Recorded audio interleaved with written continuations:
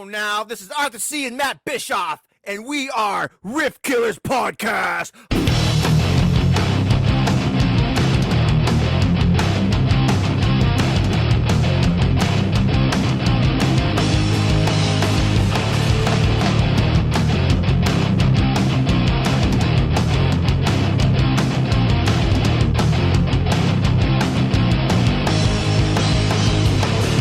Welcome to Riff Killers Podcast, and Arthur, I am so unbelievably stoked. My good friend and yours, Mr. John Garcia, the voice of stoner rock, the whole revolution.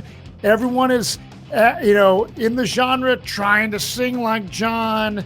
We have the man. And what did you think of our interview? Dude, the man. Oh, dude, it's amazing. John's a cool dude, man. You know, we go way back, and I love that dude like no other, and all you people out there, dude, we just hang out as bros, talking about things that aren't even about music.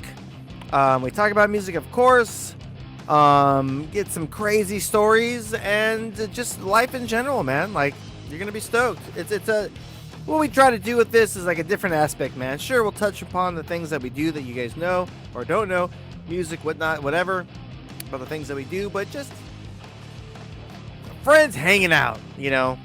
We're on computers and laptops instead of sitting around a fire, you know, having a couple of cocktails and smoking a doobie and just talking shit and telling stories about fucking days future past, you know what I mean? Yeah, you guys are really going to dig this. The whole deal, whether you're into Kyuss or John's solo music, Unita, Slo Burn, and everything in between.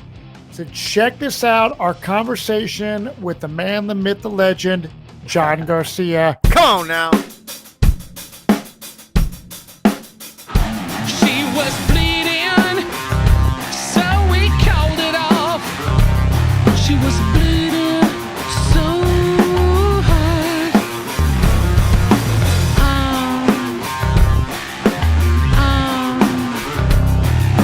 Welcome to Riff Killers Podcast. I'm Come on here now. with the Artie Love Show and our good friend, the legendary John Garcia. John, how are you doing on this fine Sunday afternoon? I'm doing great. Those are very kind words. I don't know about legendary or anything like that. Thank you very much. Dude. Embrace it. My two good friends. I haven't seen you guys in I don't know how long. Yeah, dude. It's crazy. It's crazy times. It really is. You know, I haven't done anything like this since for at least a year. You know, I've been just kind of laying low and you know how it is, what we've all been going through and what we've been through, Matt, as you know.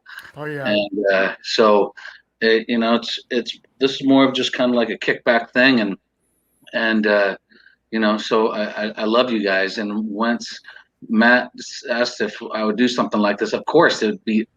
Again, it's just like hanging out with two of my good buddies. Man. It's like the crazy way you have to hang out now, at least. I'll say on that note that I've said in other episodes is like, it's been another blessing in disguise. Absolutely. Because when everything went down, dude, I needed a break. It made me realize how sick of a lot of things and tired of things and just burn out, man. Just like burn out. I agree in a weird sort of when it happened, you know, almost a year ago, when I got it, when I actually got it, and this is the first that I've said, you know, publicly that I had it. Not only did I have it, but my wife had it, Wendy and Marshall had it. All three of us had it. In a weird sort of way, I was, you know. Touring is great and that's fun and all, you know, it's still fun, but in a weird sort of way, it was a blessing in disguise. Man. Touring is not as fun as it once was for me back when I was younger. So I was like, you know what, I'm going to take this year off, and just chill out. It just so happens that I spoke to Yeri, my guy, and you know, we were supposed to play Hellfest and Grass Pop, and we just said. We knew before anybody else that it was going to be canceled, and I just said, let's just blow off these next two tours as well. So this entire year is taking off. So there's no touring yet. Last year, no touring this year, and and I, in a weird sort of way, I like it. We're Matt, as you know, I'm a family guy, and there's no better time just to hunker down and jump on the trampoline with Marshall at 50 years man. old, still able to do that. Prime time, buddy. Prime time. And man, it was definitely like I needed the break to do everything else but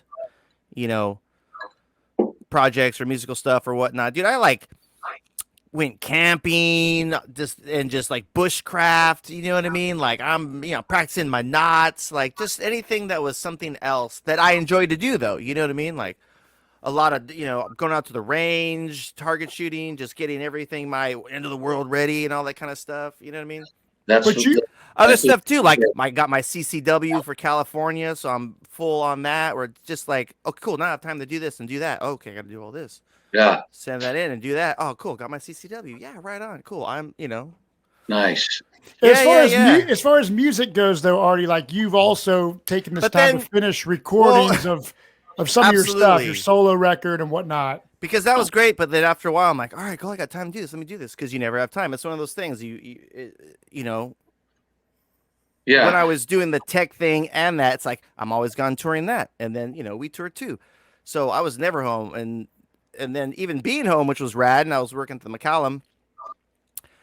But then when that's in season, dude, I'm there all day, 16 hours a day too anyway. You know what I mean? Where you get home, you're like, I gotta be back at 7 a.m. It's 2 a.m. Like this gig, that, Yeah. Because you gotta do the hustle and make money and, all that kind of stuff. And it all helps sustain life.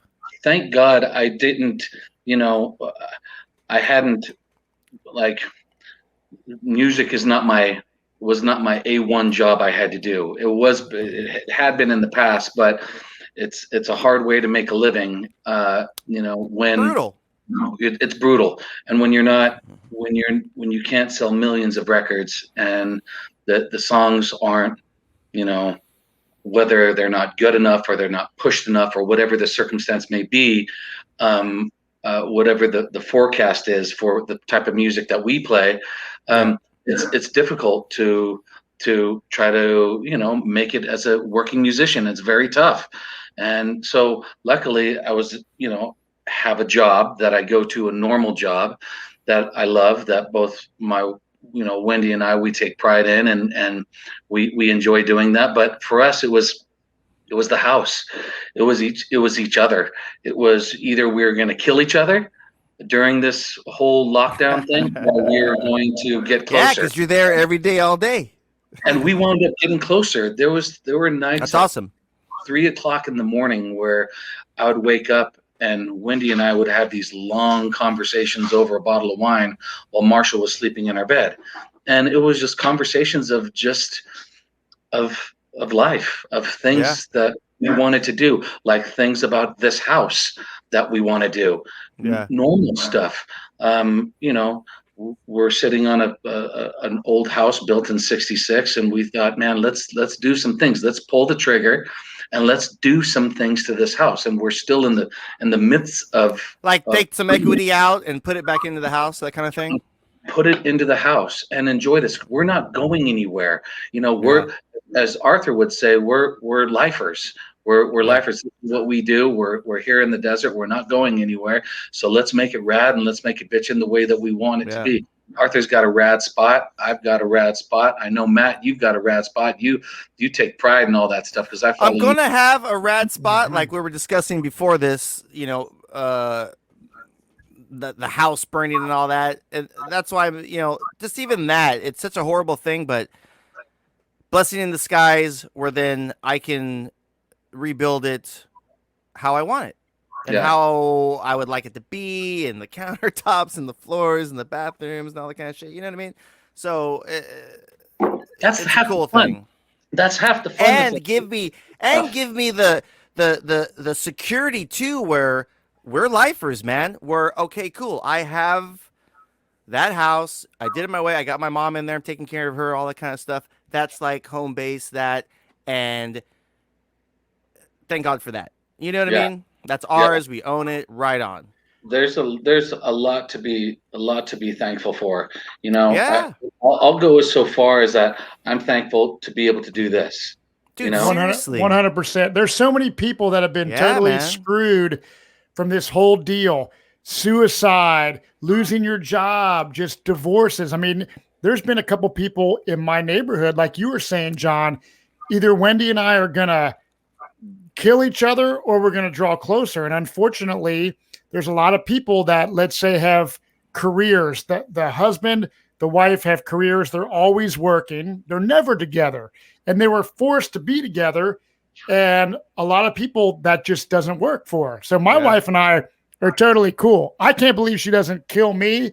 Because like you guys I'll are be building igloos in your front yard. That's how cool you are. We do, but I say, I make her Did you laugh guys- every did you day. get- Did you get to that part you were talking about? No, the igloo had melted before I got the bang in the igloo. I was telling Artie, I had this big igloo. You saw his igloo in his front yard, right? Yeah. We were talking about the other last podcast. I'm like, Yeah, but so a lot of people I think are spending more time at home and they're doing stuff at their house to make their house badass. Like, dude, hey, if the quarantine lasts, I want to stay here.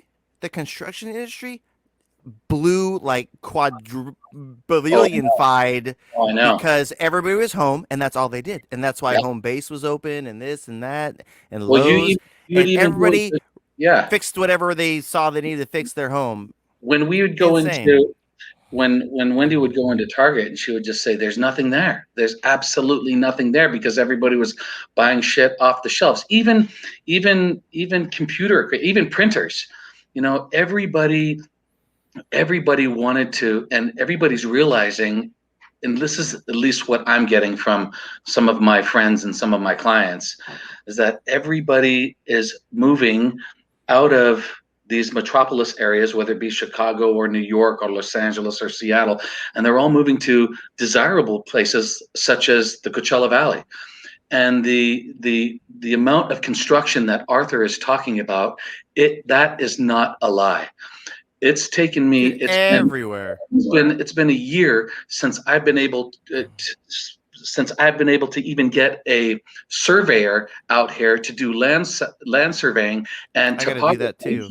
I do my lot lines. So when I pull the trigger and I get the construction permits through the county, it's taking forever. They are like 6 to 8 months backlog trying to get permits to do construction on their house or remodels or builds, and everybody's busy. Thank God. Not stop. I got a couple of contractor friends, and they're just like, "Dude, I've never worked so much in my life. It's insane." He's like, I'm turning down like big dollar things because I'm already doing all these other big dollar things. Like everybody's just, it's a trip, man. It's just who's planning all this stuff. Yeah, either you're lucky to be in an industry like that, or you're lucky enough to have a job. And the vet industry as you're in, dude, like, yeah, man, that didn't stop. People got to take care of their pets. They figured out a way. They made it happen. Absolutely, that's amazing. Every single day, we are no longer taking any new clients. We can't. We're swamped. Everybody went out and everybody adopted. Yeah, everybody went out, including us. We even went to a no-kill shelter. People are home alone or lonely, or a couple that and everybody's absolutely to a vet clinic, and we are not. We only see 2 healthy pets a day per doctor. 2 healthy pets a day. All the rest of them, they're sick. Yeah. That's the new rule, and we're so many people got them, and then they probably didn't care anymore. You know what I mean? It's really triple booked every 30 minutes from 8 a.m. to 5 p.m. every single day. We're double and triple booked. I'm gonna come work with you then, man. I'll have sometimes up to 3 to 4 doctors in this practice, and we're swamped. We're absolutely swamped. So it's like saying that I'm lucky to be able to do something like this, but also lucky where we are. I'm lucky to have a job, and I'm appreciative. Yeah, there's so many other people, like Matt was saying. Dude, everything I do is like a music. Every side hustle, this, or I'm home, it's the McCallum, it's live shows, my bands, working for bands. You know what I mean? Like everything. All my side hustles are like music, live show, production related. It's crazy. It's like Our everything industry, just instantly nothing. the industry, and as you guys know, it's one of the heaviest hit. The music industry, the Yeah. local club owners, all of across Dude, the venues, venues. like, Yeah, it's I insane. haven't touched base on the subject to not too many people because I've been kind of doing my thing and kind of isolated Yeah, and it's same. just it's there. I mean, I've talked about it to a few people before, but it's not like I'm sitting down on a spring Sunday talking to, two absolutely killer gentlemen and that I've spent a lot of time with who I've known for decades and decades and talk about Right? It's like been this, decades, dude. you know, It's amazing. talk about something that's real and that we're going through, and there's a light at the end of the tunnel, and I see it. We went Absolutely. our 12-year wedding anniversary. We went to this one of my favorite restaurants in downtown Palm Springs, and it was so refreshing to be able to sit outside. Melvin's? Did you go to Melvin's? No, we went to LG's. Oh. We went to Remember the LG's. Melvin's days? For Of all you course. people out there, we used to go Yeah. hang out at the Melvin's. Look up the Melvin's Palm Springs. Not Yeah, the band, the restaurant. yeah. And so This is like where Frank Sinatra hung out, and just like every Hollywood icon, they would go to Melvin's and hang out like a little.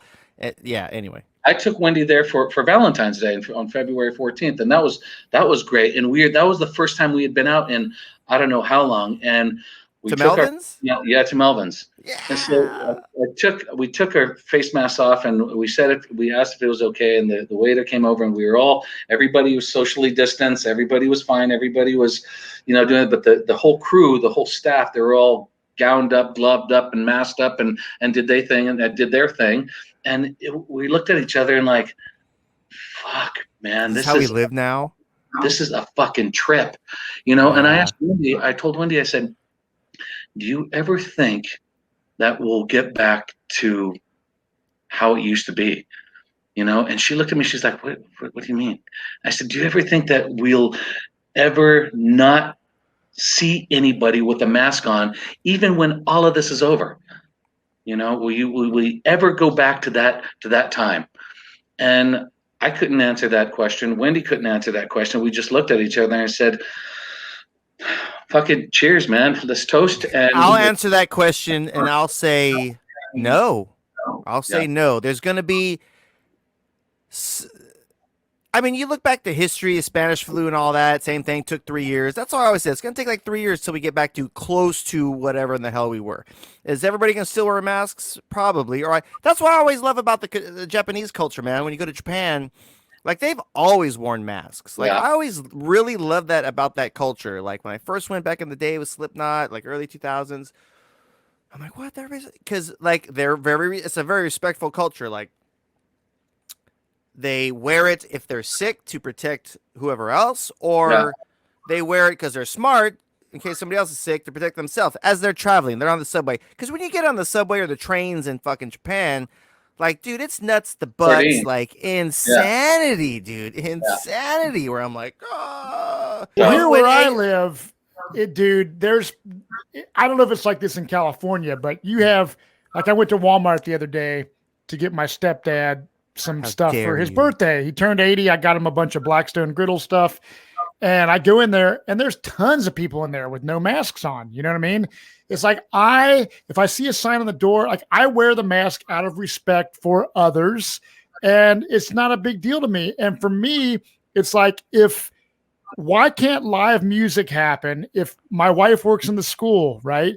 Everyone's wearing masks, and sporting events like the Super Bowl, like a percentage of the stadium was allowed to be outside and have masks on. And so 75,000 capacity. Why can't we have music return in some capacity? Not the drive-in thing, but if masks are good and they work and stuff, why can't we have concerts outdoor, Red Rocks Amphitheater? Or depends on what state you're in. Go to Florida. That's why there's this whole crazy thing right now where like Florida's wide open. They're doing shows, but then like people are getting shit for doing shows. Like Steel Panther did like a 6-show run in Florida like a few months ago, And I'm like, good for them. You know, it was like a show. Nobody's in mask. People are in mask and unmasked, but they're like normal in there, packed at the show, having a good time, like a show used to be. And dude, they got so much shit for that too, man. You know. Wow. But then you look at the numbers. Florida's wide open. California, dude, our state's insane, bro. Florida wide open. California been shut down, like insane. Same numbers. You know what I mean? It's Yeah. Well, even Australia, I just saw like Midnight Oil played a big concert with tons of people. You know what I mean? Like they're allowing, and I know a lot of people in Australia that for a while they were on complete lockdown. Yeah. And it'll be a nice thing when live music comes back. I mean, I've been totally fine, honestly, living in my, my house has everything I need. I'm very blessed. Every time I pull in my driveway. You look like you have a nice house. I want to go to your boys' room in the basement that's all Nerf and video games and pinball. I had to kick those kids out. I was like, I'm doing a podcast. He's got my son. He's got a couple friends over because they haven't seen a lot of kids, but his buddies, a couple of them have had COVID in the last couple months. They're better now. So I said, those kids can come over. How fucked up are all these kids going to be all over the country because of this too? It's a big deal. But so John, we talked about your love of veterinary medicine. So even at the let's go back to the beginning. So you grow up in the desert. You go to high school with I'm not like an expert on all who you went, but I'm assuming you went with Josh and Brant. Whatever, you're in the desert. What originally kind of got you into music and wanting to be a singer to begin with? Yeah. I was just talking to this about to my pharmacy tech, who's also the kind of DJ in our pharmacy where my desk is set up. And I asked her, I said, what do you feel like listening to today? She goes, I don't know. You call it out. And I said, well, the Cult. Anybody who knows me knows the Cult. The guy by the name of Greg Grenville, who was a skater, who used to skate Johnny Lacero skateboards, it was 84/85. in my photography class at Indio High School, and a guy by the name of Greg Grenville had a Walkman. He goes, listen to this. And he put on She Sells Sanctuary for me, and my life had changed. Man, absolutely. It was I told her, I said, it was almost a curse in a way, because it went so far off the deep end where this is what I wanted to do. This is what I wanted to be. And from that point on, I let my hair grow, and that was great part of my life. And so it's pretty much as simple as that. But I looked Greg Grenville up, and I couldn't find him. I was looking on Facebook and I was looking on Instagram. I couldn't find him, but he was the guy that kind of changed my life in a weird sort of way. But but as when you're in high school or when you're in junior high, at least for me, I was still kind of trying to find myself, trying to find out what spoke to me. Yeah. I know that my friends had bands that they were really, really, really, really into, and they would love it, and they would push it on me, including my brother, including my sister. But I was still searching for something that I wanted to call my own. Yeah. And once I heard that, I knew I had found my own, something that really, really spoke to me. And gentlemen, just as well as I do, is that all the when it speaks to you, it speaks to you. Dude, it saves your life. It takes you someplace other than where you're at, whether it be in high school or in junior high. I loved where it took me. I loved the feeling that it gave me inside. I was like, what is this? This is a feeling I've never felt before.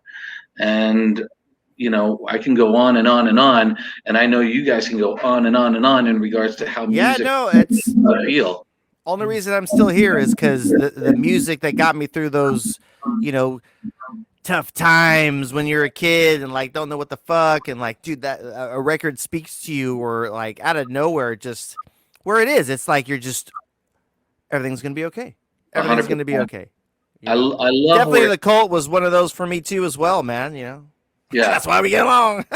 Matt, what about you? I know you've been in a lot of really, really interesting and rad musical outfits before. Some outrageous, which I was a part of, which I'm very proud of that. To be Yes.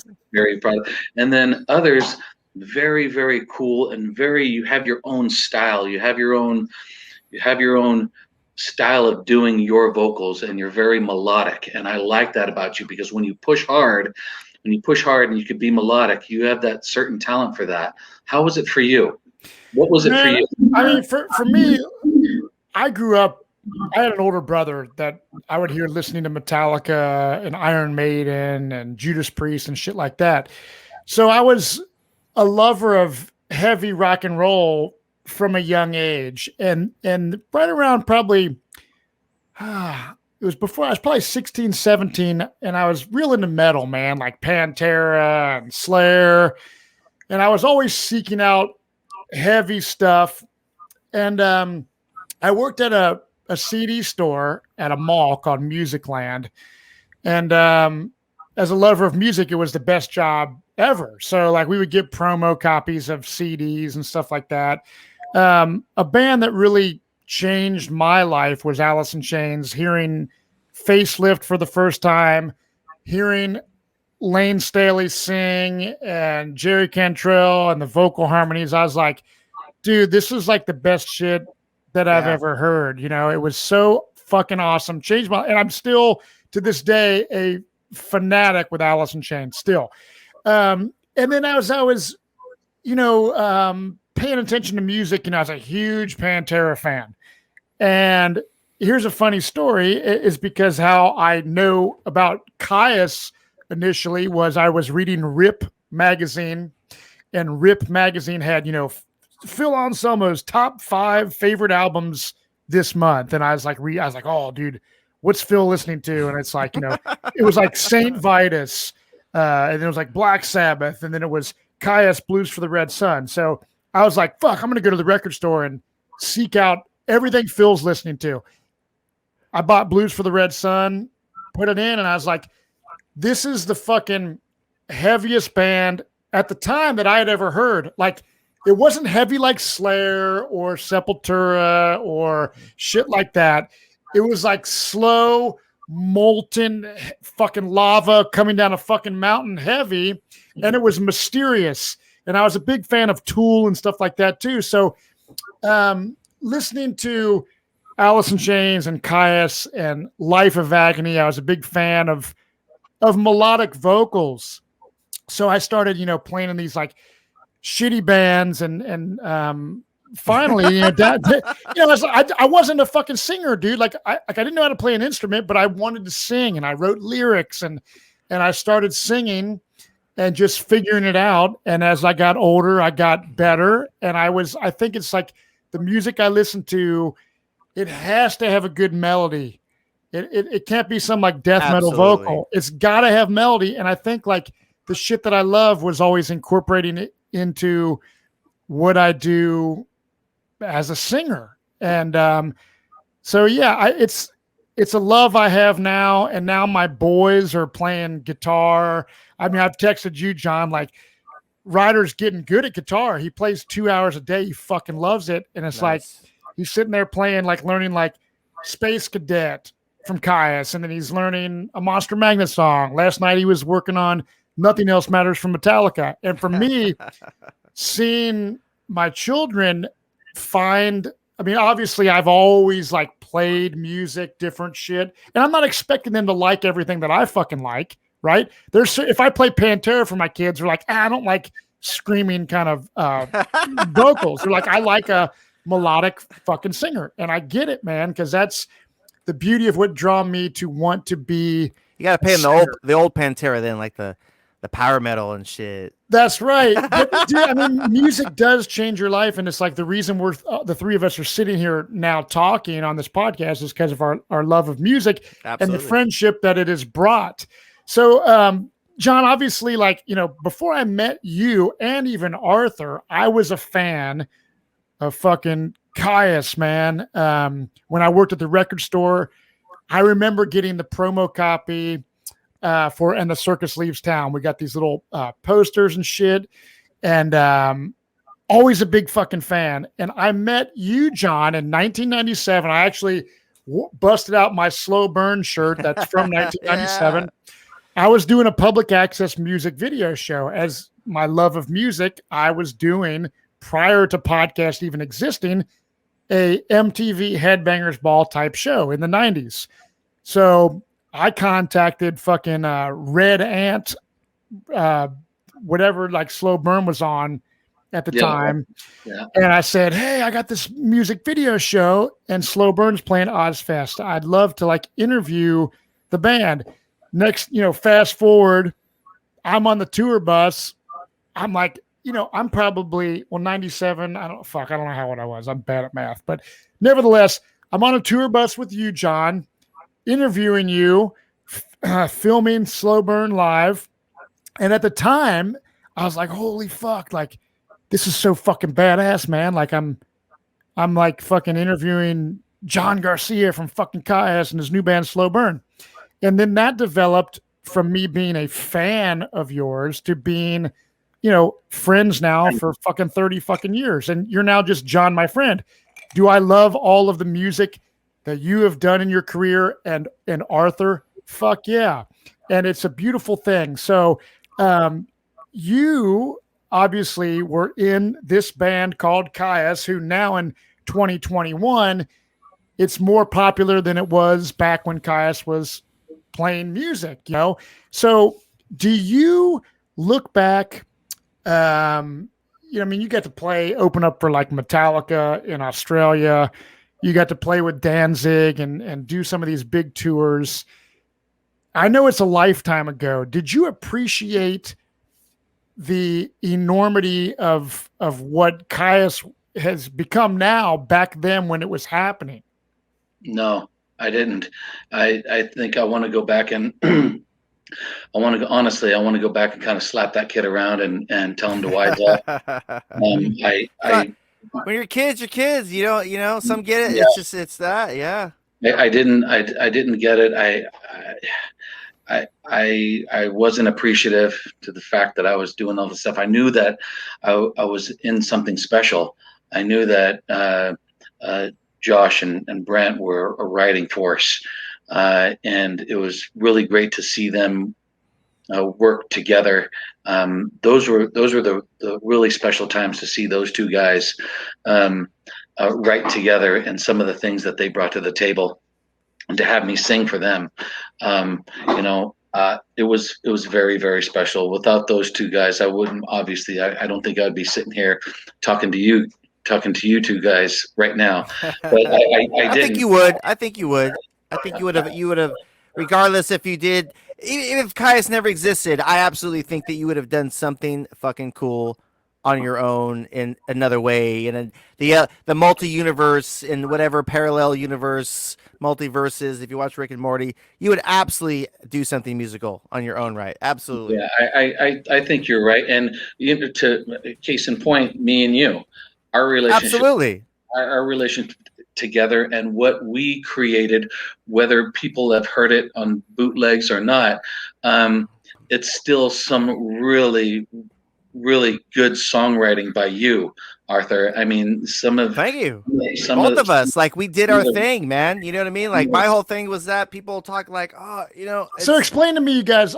So you guys are in this band called Unita, which became like, I fucking love Unita. I was there when Arthur had fucking braids in his hair, and I'd come out and Dave Dinsmore was on fucking bass. And so explain to me. So obviously, looking back, you appreciate the legacy of Kyuss and all of those, records you made, which are fucking beloved by tons of fucking people, right? But post Kyuss, I meet you in Slo Burn. Slo Burn was fucking badass. Everything that you have sung on, John, from Hermano, Unida, your solo shit, your guest vocals on Karma to Burn or the Crystal Method fucking shit, you have a style that draws me. I'm a fan of that fucking style. It's a unique fucking vocal. It's badass. And Unita was after Kyuss, and what I liked about Unita was it was more raw, and your vocals were like more in your face John Garcia vocals, where Kyuss was kind of more, your vocals were always kind of in this the muddy kind of mix that Chris Goss would do, which is what makes Kyuss to me and beautiful, is the just the mixes and the production I'm a fan of. But when Unita came out and even Slo Burn, I'm like, fuck yeah, Garcia now has a chance to fucking shine vocally. So talk me through how Unita, both you guys, how it came to be, how you guys met, and how that whole thing You want to get formed. deep? You want to get deep? Check this out. I'll start it off, Johnny. You can chime in. Okay. How we met. So back whenever in the fucking before time, back in the day, me and Mike Cancino, we've always played together. We've had a band. We had a metal band called Magic and shit. We were fucking Ozzy meets Racer X with like the end. Towards the end was like just fucking Pantera. And then that all went to hell. And then X amount of years of me and Mike doing shit and just like, man, Mike, I think I'll say I was 27. It was a big moment for me where like I remember it vividly to this day where it's like, I'm like, man, if I'm going to fucking do this, I need to do this now. I think I just turned 27 or something. I'm like, we were always doing our craft, playing, and that's all we did was music. We loved it. But, you're in your early 20s. We partied. We're going out. We're drinking. What everybody does. But we were still playing shows. And we're getting some, like, shred label interest. Anyway, all went to hell. I'm like, Mike, no, all right. Me, you play drums like singers. We need a fucking badass singer. What about that Kyuss guy? What the fuck about that Kyuss guy? John, they fucking broke up? Let's fucking get a hold of him. And funny enough, my ex-girlfriend from high school knew John's girlfriend back in the day in that era. And I sent the message, hey, man, well, you don't let her know that let him know. Let's jam. Let's come hang out. And it went through and we talked. And we did this little show in Cathedral City, California. It was this pool hall when there was pool halls. And they would throw shows there. And then we did this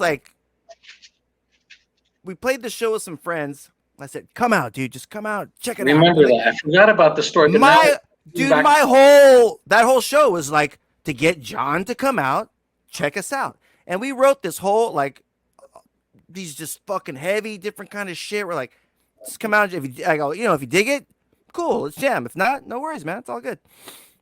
And he fucking came out. And we're there. We're like, I'm like, oh, shit, he came out. All right. And we fucking, here, John. Here's another song. You like that? You like that? and then we started jamming. And we jammed like that for like a year straight of just me, Mike Cancino, and John.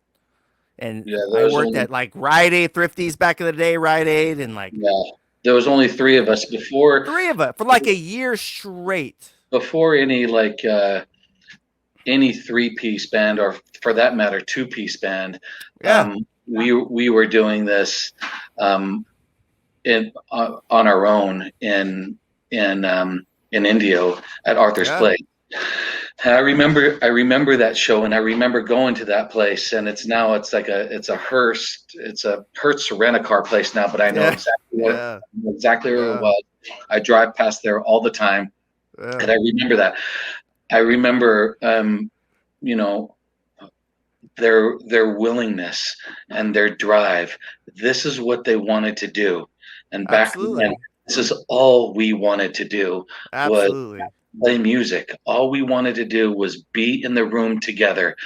And I remember vividly getting off of work, going home, eating, taking a nap, waking up at 9 o'clock at night, and driving to India and Rancho Mirage. We would rehearse late. Practice. Because I worked till like 10 or 11 at fucking Rite Aid or some shit. I think it was 50s even then. From like up till like 2, 3 o'clock in the morning. I would go home, and we would do it all, and I would have to go to work at 7:30 in the morning, and we would do it all over again, because not only was I hungry, but these other two motherfuckers, one of them sitting here in front of me right now, Arthur, him and Mike, they were very, very, very hungry. This is all we wanted to do in our 20s. Absolutely. This is it. This is all we wanted to do. And I remember I knew Arthur could play. There was no doubt in my mind that Arthur could play a guitar. I knew in my mind that he could write. I knew that these guys were excellent musicians and they were unbelievable at their craft. And I thought to myself, what a marriage this could be. This could be a really, really, really cool marriage. And it was. It was a great. It was. We had a run like you would not believe. We were on the verge of so many great things, and as many bands understand, and as many musicians know, you get to a point, and then it just the air gets kind of. We got some air knocked out of us, not to any of our own fault, but yeah. We got some but air no, it was rad. And we did like a year just, and drinking beers and having slaps and tickles, which is our, having some Jack, and it was amazing though because it was just pure, and it was so fucking pure because we played more metal stuff, but we were playing a whole different thing, you know what I mean? And like it was different from what you did in Kyuss and all that shit too. And you were doing Slo Burn at the time still, so like it organically came about to recreate what Unita was, you know what I mean? I always say it's like people like, like that's me and John's version of the Cult, man, because we both love the Cult so much, and that's like another bonding thing where you listen to Thorn or Human, it's like that's come on now. Coping with the Urban Coyote, for me, that was I get really emotional when I start talking about that record, regardless of how good or bad or however way it makes people feel, or if they like it, if they don't like it. I don't give a fat rat's ass.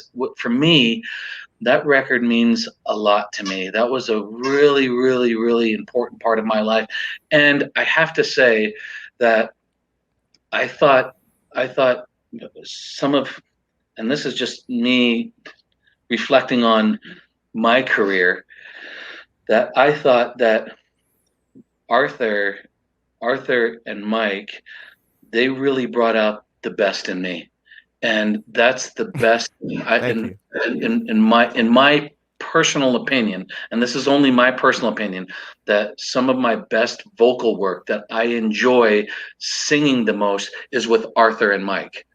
They let me. Thank you, praise to that, man. I listen to your shit on anything we've done. The Sony thing, it's like, fuck, and that's all you, dude. That is you. That is you. That is not me writing your lyrics and melody. That's fucking John Garcia. That's fucking John Garcia. You want to hear fucking pure John Garcia? Listen to fucking Unita shit. They let me do what I wanted to do, and really kind of, and I needed that. Absolutely. It had to be healing to a point, right? Because I mean, let's get real. Kyuss was probably the end of that was probably, it's fucking a relationship. It's a marriage. You're like, what the fuck? We're doing this rad shit, and like, now what the fuck? The project that we had, and the chemistry that we had, and for all I care, still have to Absolutely. This day. It was a very special time, and I remember that time vividly. And some of the best moments of my life are driving around in my little jujube in 110-degree weather when with the hood cracked open, so you get a little more air in there. And I was driving down I-10 with Mike in the passenger seat, and I had a boombox in the back seat of the car, and the Misfits were playing because my stereo was broken, and it's 110 degrees outside, and my car is overheating, so I have to turn on the heater. I have to turn on the heater to help get some of the heat out of the engine. So it's 110 degrees outside. I have all the windows rolled down. Me and Mike are driving to rehearsal for one reason and one reason only, and that's to play music. It wasn't for money. In a hot, the same temperature room too. Drugs. It wasn't for. It was just the sheer pleasure of how it made us feel, and every musician knows about that. Chris Cornell knew about that. Lane knew about that. Phil knows about that you'll go through hell. Goss will tell you about some of his stories. Go through hell just to get in a room and to play music, because that's who we are. This is what we do for a living, and it is we do it all for just a short period of time in the rehearsal room or on stage. It's a beautiful thing, John. I mean, I was jamming with Dave Angstrom for a while in the beginning stages of my band Moonbow. And I look back and I was like, dude, it would be like a Tuesday night. And I would drive from Cincinnati to Lexington, Kentucky with Steve Earle and my friend Davey Mack. And we'd go to Angstrom's house on a weeknight and fucking jam. You know, it's like 2-hour drive there. We jam and shit and then drive back. And then I have to go to work. But it was so beautiful. I don't regret any of it. And people from the outside might look at it and not understand, like, so wait a minute, you're telling me, like, you know, I go to bed at 9 p.m. on a weeknight and you're driving to jam we music. Started at 11 p.m. It's just if you have it and you understand it, it is a passion. Like, I've done a lot of fucking cool things in my life, man. I tell my boys this. I was like, man, I was pro BMX bike rider, traveled the world for BMX, and I went on Survivor and I do all this reality TV shit. But the one thing that stays constant and my favorite thing on the planet, just like doing what we're doing right now, this podcast, talking about my true fucking passion, which is music, which you can do until the day that you fucking die. You know what I mean? And if you can harness that, it's like listening to music, you know, writing songs, jamming in the jam room, recording in a studio, playing live. There is nothing like it. So you need to put out, obviously, some great records. I think, John, I mean, I have a cassette, Best of Wayne Grove, before it came out on Meteor City or whatever it was. I have a cassette tape that you, Maxell, like you burned nice. it. You made a copy of it for me, and man, I love it. And I was fortunate enough at the beginning of Unita to come out and visit you, John, and go to when you guys rehearsed with like Dave Dinsmore. And then I remember you guys playing the Troubadour when Scott Reeder was in the band. This is when Arthur still had his stupid braids.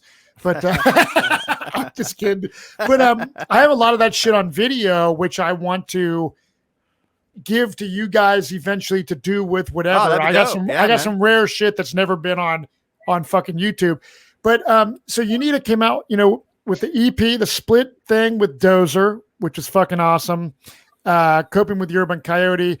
The main thing that is a big thing of I'm assuming why Unita kind of fizzled out and was the fucking shit was deflated, was you guys had a record contract, I guess, with American Recordings, correct? For a full-length record that you guys recorded, which I've heard there's bootlegs. Explain to me what fucking went wrong. Artie, John, if you want to talk about it, I know a lot of people out there are like, fuck. We all probably told the story 1,000 times. Right. After you I got it good. I got the cool condensed version. Basically, go down to kids out there, musicians out there, it's the music business. Don't forget business part of it. It is fucking business. Everything was great.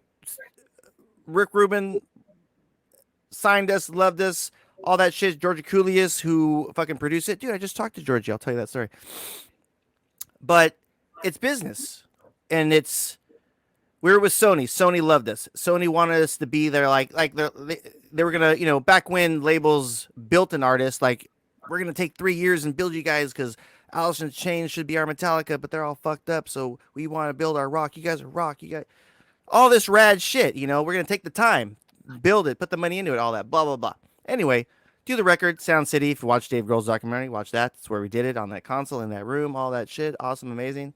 All the Kyuss records done that. Fucking Tom Petty, Pat Benatar, like who? Everybody. First Rage Against the Machine, Nirvana. Sound City. We did the big room, and then we did the small room. Yeah, we did all the main shit, and then we did overdubs in the small room. We were all over that place, man. We fucking lived. And then we finished it off at cello. Yeah, mixed it at Cello Studios. All you audio nerds, look that up. Frank Sinatra, this, like, you know, System of a Down there. Dude, just all the top, amazing. George Coolius, look him up. He came up with Rick Rubin, co-produced The Cult Electric. So we're like, what? You know what I mean? Like, that kind of shit. Everybody, like, Joe Barresi started Arthur doing it. Arthur and I were meeting with with anybody from George Secoulias to Tom Morello. We sat down in Rick Rubin's library with Remember Tom that shit? Morello, and with a 15-foot white polar bear behind us, and we were That he because had bleached because it wasn't white enough. Tom wanted to produce us. And what an amazing experience when Arthur, I'm going to interject real quick, Artie. Oh, please. When you have somebody like Tom Morello from Rage Against the Machine talking to another really kind of guitar pioneer, the way that he plays and how fast or slow his fingers can go. That's Arthur talking about 12-string baritones.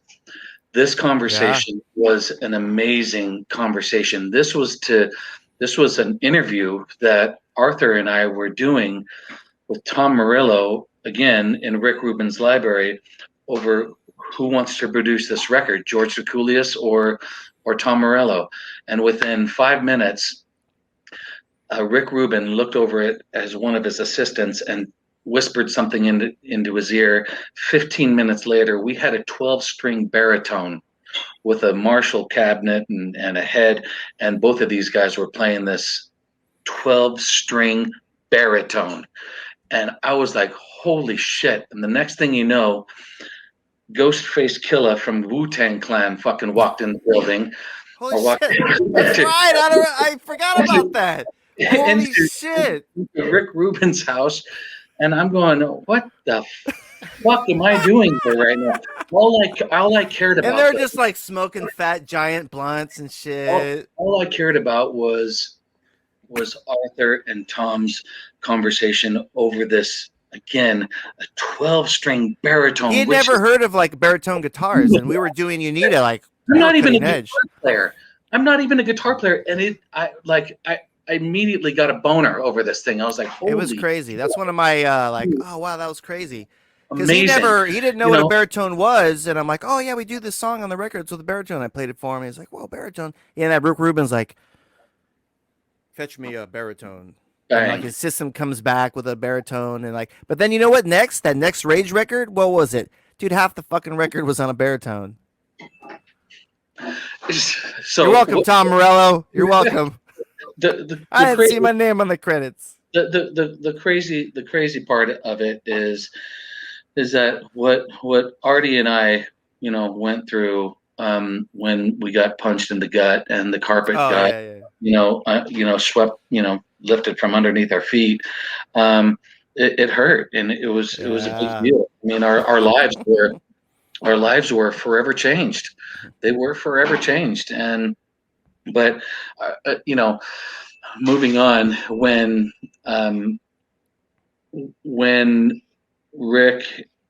Sony and American split, we were caught in the middle. Yeah. And that's what happened. And we were we were the child in the divorce is what happened. And absolutely. And that's what kind of hit us, and we had to go with the bad parents. Like, we didn't have a choice. Rick Rubin does 4-year deals. His 4-year deal with Sony was up, and then he was mad at Sony about something. So it was 8 months of limbo. Is he going to stay with Sony? They're going to reconcile, or is he going to move on? Like, he does it every time. He signs with somebody else, gets a millions bonus, and there you go. So he went back to Def Jam, which we had Sony, who loved us, wanted us to be their fucking shining star rock band, to Island Def Jam, who had no rock and roll. Their rock at that time was Bon Jovi and Sum 41. So, it happened to like 10 bands were like, they didn't give a fuck. They were slow. They had the option to pick us up, and they didn't. And it was like, all right, well, we just spent over $250,000 recording this record with George Secoulias. They missed out. They missed we had clauses in our contract, and they missed for putting the record out, and they missed those clauses. So we had an option of getting off. Fuck you. Goodbye. We're out, free and clear. So luckily we did that. We chose to leave. But the bad part of it is we didn't get the record. So who owns the recording? Fucking American Records, because our So- manager at the time, big time manager who manages big time bands, Slayer and Mastodon and this and Ghost, like we had the thing. We chose to leave, so we can leave with X amount of money or the record. And we want the record. Get the fucking record. We don't give the fuck about the money. Who cares about the money? We want the record. Get the record. Get the record. Get the record. And we battled for like 2 weeks of like, we want the record. And he's like, no, I can get both. I can get both. No, we don't care. We don't want to take a chance. Get the record. No, I can do both. I can do both. God damn it. Get the record. We don't care. I can do both. Oh, well, fuck. Okay, if you can get both. Oh, yeah, I can get both. What does he do? He gets the money, takes his fucking 20%, and doesn't do a goddamn thing ever. And then And you he guys couldn't have get the record. He didn't get the record. He took the money. He couldn't get the record, and just said, "Who gives a fuck?" Another fucking young band, and bailed.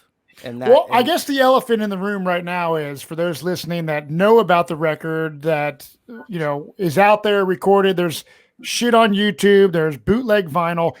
Is there any possible way that record that you guys spent $250,000 on with Greg Dekulias ever sees the light of the day? Absolutely. We've been working on it. We had an option, the life and times. I mean, we can get deeper into that, but For the record, I'm going to get it out. We will get it out before fucking we're 100 years old. Absolutely. For the record, I think it was the roundabout number was $375,000. Yeah, it was like 350 or something. Yeah.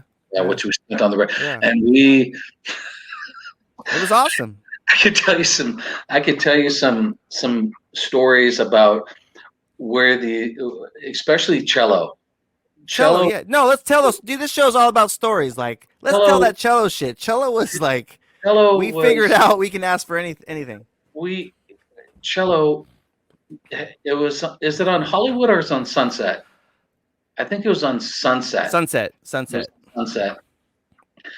And so we had an apartment in, I think it was in Burbank, and so Arthur and Mike stayed in one room, and Scott and I stayed in the other room. It was a very nice apartment. It was right down the street. Oakwoods, right by Universal Studios, the Oakwood Apartments. Right in the heart of Los Angeles. Yeah, dude.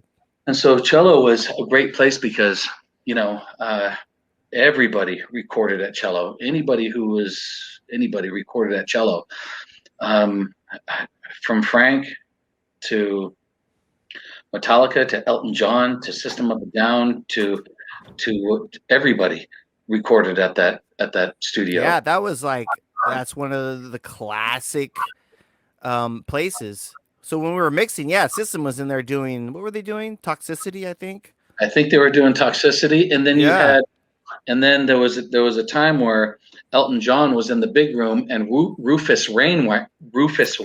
That's right. Showed up, and he did. Well, he was in the studio with Elton John. System was in the other building, and then we were in the other studio, and then we were in the third studio. And what an amazing, you could literally say, "Give me a keg of beer. I don't just want any keg of beer. I want this keg of beer, and you know what? I want another keg of beer. And on top of that, throw in a bottle of Jack Daniels for the parking attendant. By the way, and who pays for all of that? We pay. We do. They do. But at the end of the day, kids out there, musicians, like, it comes out of you eventually. So, but we figured that out, and we're like, we could ask for everything. We're like, oh, dude, we ordered like cheesecakes and kegs of beer. We ordered movies. Didn't we? We just like, and then System was like, man, you guys drink beer like we smoke weed, like, because we always had kegs. And then, we had like this thing. It was Unita up against System of a Down for foosball. Yeah, and totally. So, I think we'd kick their ass, and then they would kick our ass, and we'd kick their ass. They annihilated us. No, we were good too. We were really good because I had one, Mike had one, and then when we were Europe, and dude, every venue in Europe has one. Like, that's their game, foosball. So that was the era where we were fucking good. Yeah. So we were all cocky, like, oh hey, Serge, fucking Shav, let's go, let's play a game. They're like, oh, you want to play? I'm like, all right. And we go play, and I'm all like, yeah, I'm fucking good. Mike's good. And we're like, all right, come on, yeah. And they fucking annihilated us like nothing, just like, pa! Like, what the fuck? I finally got there. I figured them out, and then we like tied them. I'm like, okay, cool. I'm cool with that. We tied. I'm cool. Because they had, dude, Surge, just maniacs, dude. They were like insane. I was like, fuck, man. But it was rad. What really cool guys, and what an amazing story, an amazing record of something. You know, you're almost to this. You're almost to this level. You have the power of Sony. You have the power of the executive producer of Rick Rubin. You have George Dacoulias. You have all these moving parts. The stars had aligned just perfectly for us. And then it went into what do they call it? What's that? All the chicks in the stuff call it? It went into Mercury retrograde. Yeah. And it went into retrograde on us. You talk about a letdown, and we left LA, we left Hollywood, we left Burbank, we left Sound City, we left Cello, and we came back home, and we were like, what the fuck? Well, it was that whole, like I said, it was like 8 months of him figuring out which way he's gonna go, and then he went to Def Jam, and that was like another 8 months of them figuring out what the fuck. They missed deadlines on our contract. We got out. Like I said, managers took the money, didn't get the record, and then it was like, and then another thing that they did, they're like, cool, we'll just shop it to all these people. I'm like, okay, well, fuck you. I know this label and that label and that label. They already wanted, they've already talked to me. Here you go. And they sent out a CD. I think I told you this, Matt.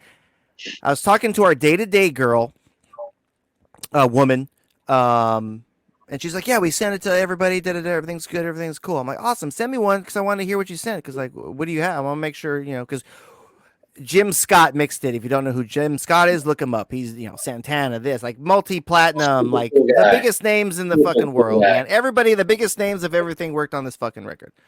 Eddie Schreier mastered it. Look him up. He mastered every fucking huge record there is. And so she sent me the CD. I got it. I'm like, oh, sweet. And I put it in, and I throw it in my car. And my head exploded. Like, it was some fucking, like, when you're recording, you kind of do like daily roughs where you can take it back to the home and listen to it and be like, okay, that's cool. Let me fix this. And that's what they had. They had some like daily rough that wasn't mixed, mastered, didn't even have like all the good vocals, or like it wasn't even the finished product yet. It was just some daily they had, and that's what they used, that they sent to every fucking label in the fucking world. And that was another nail, not our fault, because I'm like, hey, well, what are you sending? Like, don't send it yet. Like, and they had already sent it, so everybody's listening to this like, rough mix or whatever. Yeah. You're like, what? You're like, okay, it's cool. We hear that it's cool, but like, it doesn't sound good. Because they're like daily roughs. It was just like, give me a rough of these songs so I can work on the guitar parts, in the hotel, whatever, or our apartment, whatever. And that was another, like, not our fault. We got fucked. Pay attention to the business, people. Like, you gotta you gotta watch these assholes. I mean, now you can do it all yourself and be in more control, but that was another thing that wasn't our fault. Who the fuck did we know? We figured they were on top of it, but they don't give a fuck either. They like, they got their money and ran, and then didn't do anything else after that. Yeah, it's another really kind of, in a weird sort of way, it's kind of tragic what happened, because I remember coming back home to my apartment in the desert here, and the end to my story with not having a job and being a working musician and being a signed musician with American Sony was having a doctor of veterinary medicine, a guy by the name of John Howarth, Dr. Howarth, call me and say, hey man, we're going to be short some people. They're going on vacation. I was wondering if you want to do a fill-in, be my surgery guy. And I said, sure, doc. I said, I love you, man. So it was literally 5 minutes down the street from my house in Rancho, or my apartment from Rancho Mirage. And hospital's no longer there. And I was supposed to stay on for 2 weeks. And I stayed on for 8 years before I met my wife, Wendy, and that it went like that. Yeah. That's how it went. everything happens for a reason, man. You gotta heal from that. Like that shit was fucking traumatic shit. Here's the crazy thing. I try to always look at life as these different chapters happen. One thing leads to the next thing, and you meet people along the way.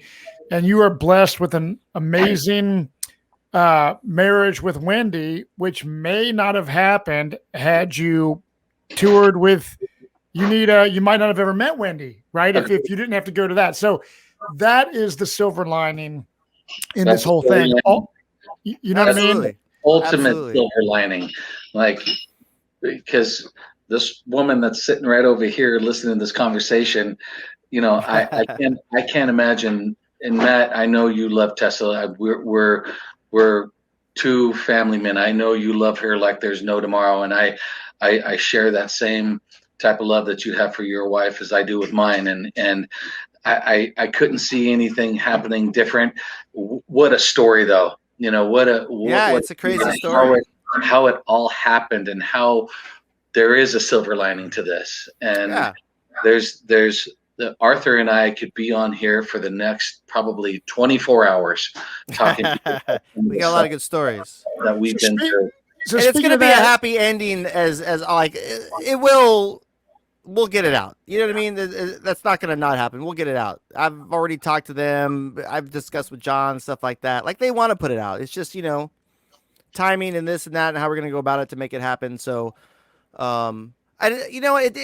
it's people don't realize that's a fucking heavy thing. Like we all could have been turned into something worse, but like I'm to a point I'm thankful too, because like it made me whatever, who you are now, who I am now, where like, that's when I said, you know what? I'm going to do this myself. I'm going to build my studio, do this. I'm tired of the, you know, where you can do those things.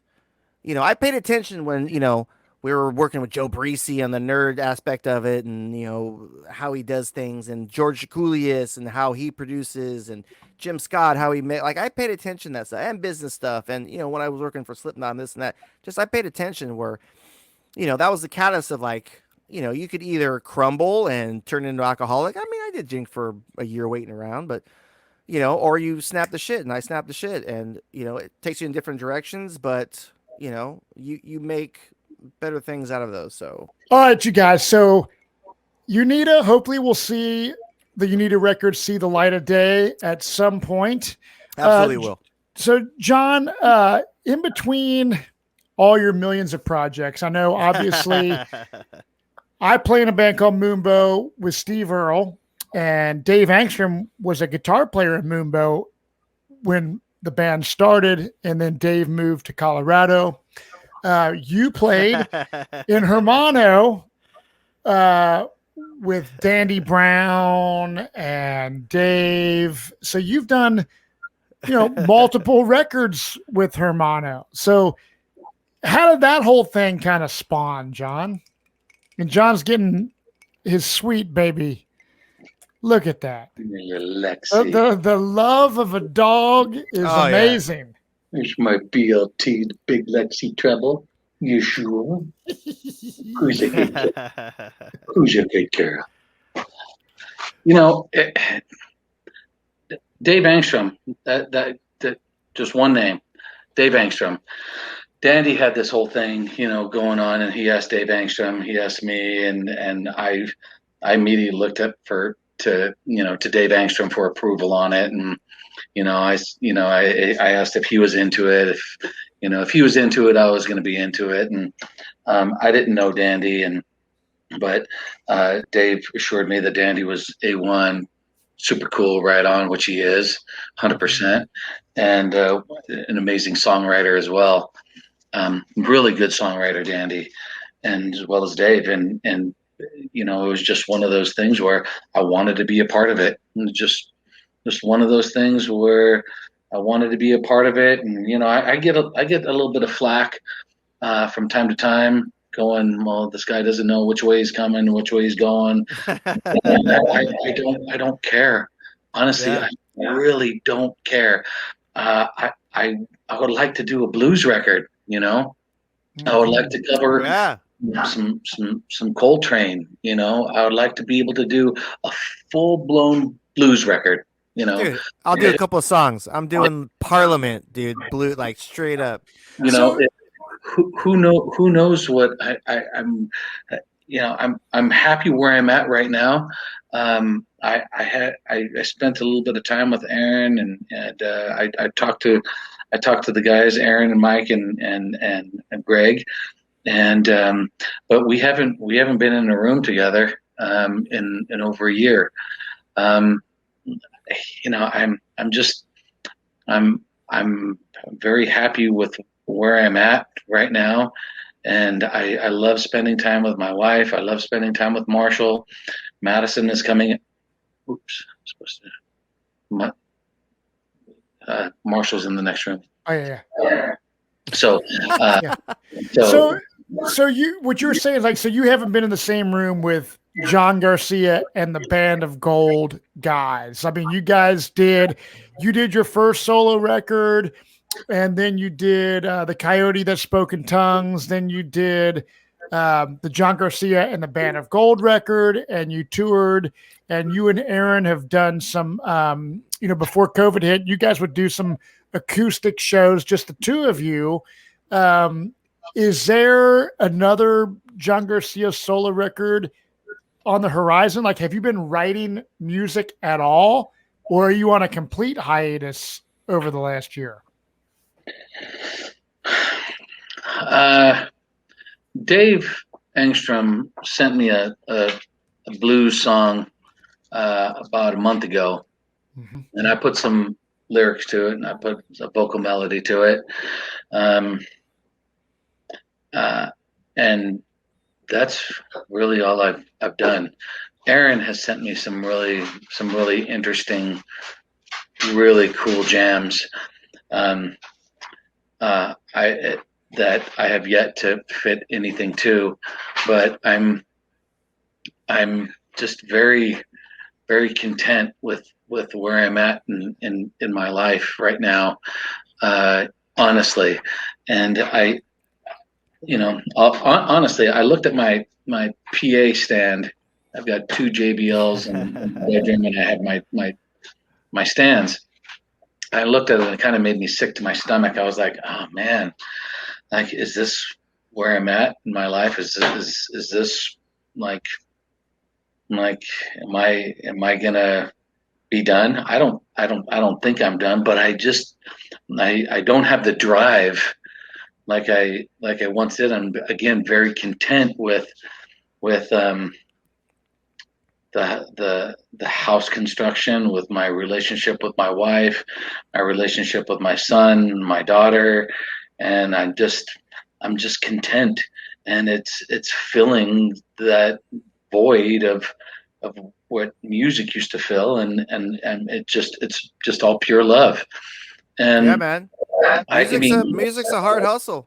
It's a hard hustle. Now that being said, I was in a studio this morning in Yucca Valley, which is sandwiched between Morongo and Joshua, and I just wanted to see this guy's getup. Yeah. And he said, he goes, well, what are you looking to do? And I said, well, I'm just looking to cut some vocals, and I wanted to see your studio. And I was there 4 hours ago. And Wendy, I woke up this morning, and she goes, well, how come you didn't tell me that you're going up to see the studio? I said, well, I'm just going to go take a quick peek. That's all I'm going to do. I just want to see this guy's getup. I just want to see, just in case. You can tell if they're legit or not. Yeah. Yeah. I just want to get a taste. I just want to take a quick peek. Yeah. Is what I want to do. So I went up to Yucca this morning, and I met him at 10 o'clock in his studio. And it was a nice little studio, and he asked me when I was planning to do something. I said, I've got no plans. And he goes, well, what do you want to do? And I said, a full band, just vocals. I said, just vocals only. Yeah. So I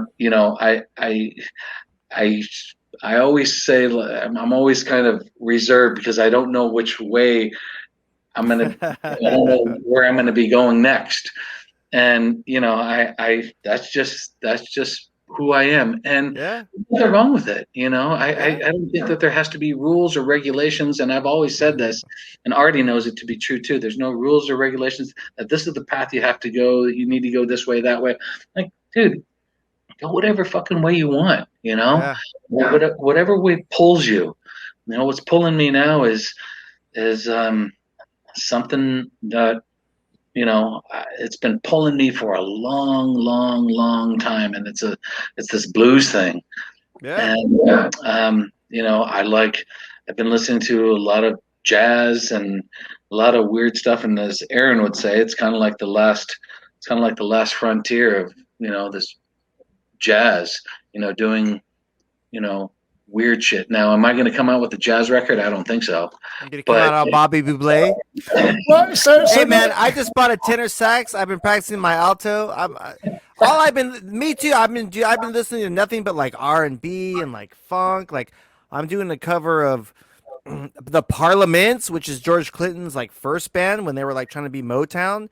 But it's this sick, dude. I'll send it to you. It's a sick song. But I'm just gonna do it, my way in like a cool bluesy, because it's like, Anyway, I'll say it's such an amazing. We're like, I can do that rad. So I want to do Aretha Franklin with Dwayne Allman. You know what I mean? It ain't fair. Same shit. Where it's just like that bluesy R&B like feel. You know what I mean? Yeah. So for the people out there that obviously are going to be watching this because they love Kyuss, they love stoner rock, right? They have this fucking preconceived notion that all you do, John, is sit there and fucking take bong hits and you listen to Sleep and Monster Magnet and fucking shit like that all day, and that's all you do. But no, there's more to John Garcia, as we've heard on your massive career in music, whether it be Slo Burn, Unita, Kyuss. I think, one of the coolest things that you've done, which you and I have spoke about many times, is the fact that you love the Doors. You've always been big Jim Morrison fan, big fan of the Doors, and you were able to pull off some collaborations with Robby Krieger from the Doors.